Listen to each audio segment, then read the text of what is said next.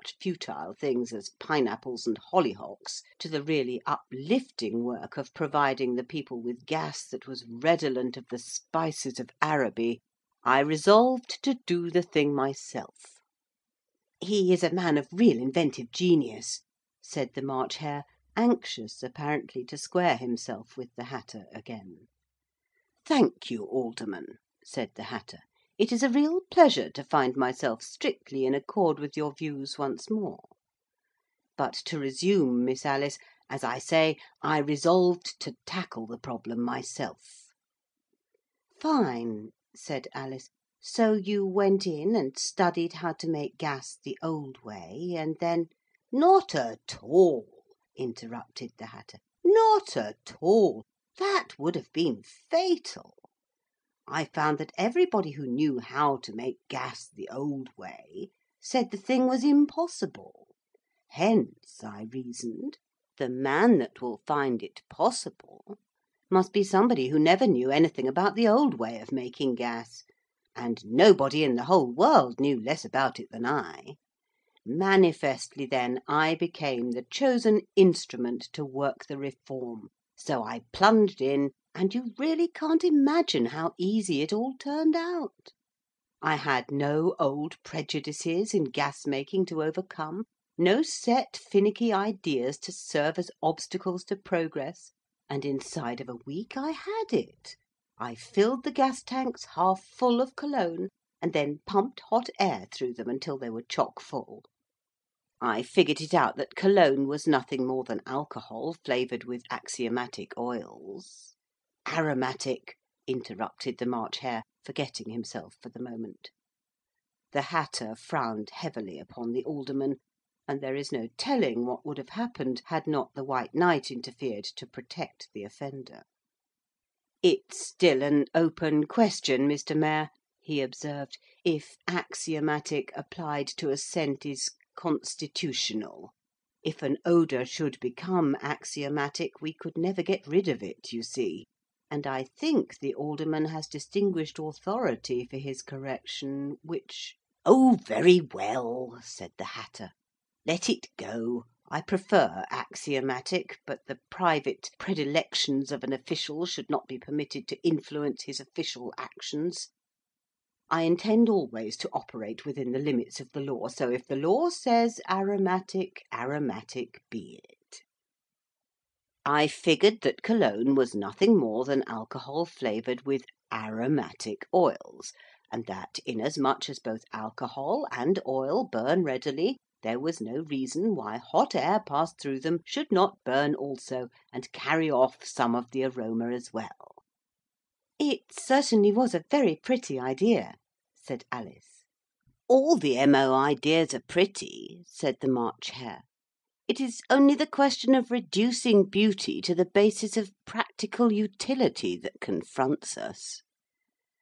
"And how did it work?" asked Alice, very much interested. "Beautifully," said the Hatter.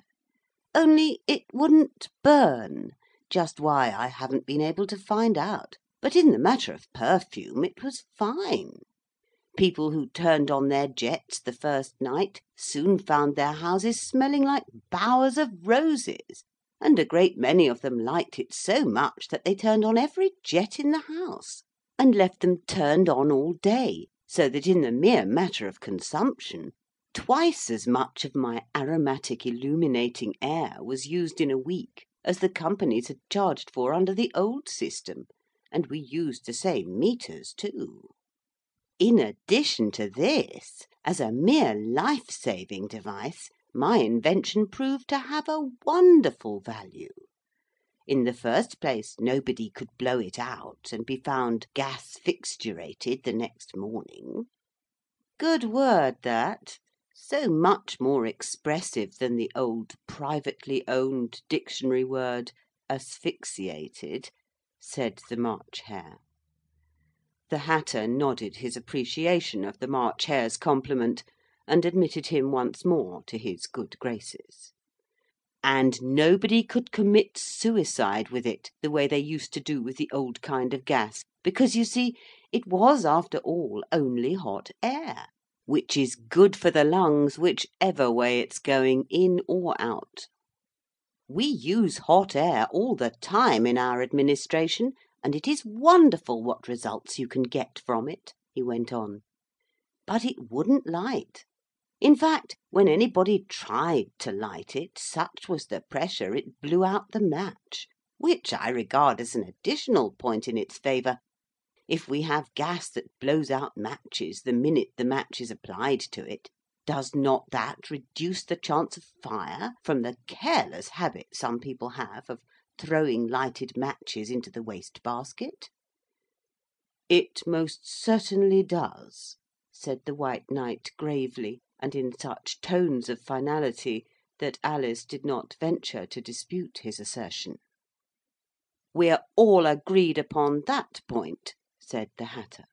'But there were complaints, of course. Some people, mostly capitalists, who were rich enough to have libraries of their own, complained that they couldn't read nights because the gas wouldn't light.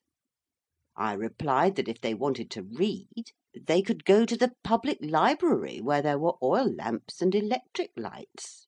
Besides, reading at night is bad for the eyes. Others objected that they couldn't see to go to bed. The answer to that was simple enough. People don't need to see to go to bed. They may need to see when they're dressing in the morning, but when they go to bed all they have to do is to take their clothes off and go. And I added that people who didn't know enough to do that had better have nurses. Finally, some of the chief kickers got up a mass meeting and protested that the new gas wasn't gas at all, and in view of that fact refused to pay their gas tax. 'Oho,' said Alice, 'that was pretty serious, I should think.' 'It seemed so at first,' said the Hatter, 'but just then the beauty of the municipal ownership scheme stepped in. I called a special meeting of the Common Council, and they settled the question once for all.' 'Good!' cried Alice. 'How did they do it?' 'They passed a resolution,' said the Hatter, 'unanimously declaring the aromatic hot air to be gas of the most excellent quality, and made it a misdemeanour for anybody to say that it wasn't. I signed the ordinance, and from that minute on our gas was gas by law.' 'Still,' said Alice, 'those people had already said it wasn't. Did they back down?' 'Most of 'em did,' laughed the Hatter, 'and the rest were fined $500 apiece and sent to jail for 6 months. You see, we made the law sufficiently retroactive to grab the whole bunch. Since then there have been no complaints.' Whereupon the Hatter invited Alice to stroll through the gas plant with him, which the little girl did, and declared it later to have been sweeter than a walk through a rose garden, which causes me to believe that the Mayor's scheme was a pretty wonderful one after all, and quite worthy of a Hatter thrust by the vagaries of politics into the difficult business of gas making. End of Chapter 3. Recording by Ruth Golding.